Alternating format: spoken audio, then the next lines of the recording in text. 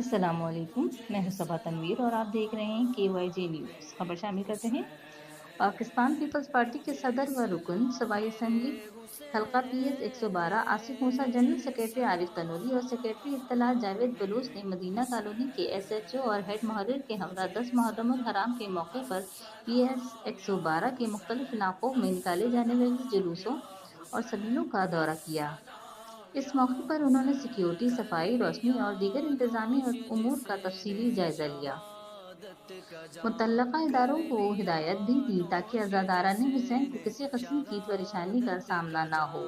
جلوس کے منتظمین اور شہریوں سے ملاقات کرتے ہوئے انہوں نے اتحاد و یکجہتی کا پیغام دیا اور امن و امان برقرار رکھنے کے عزم کا اعادہ کیا۔ میرے حسین تجھے سلام، میرے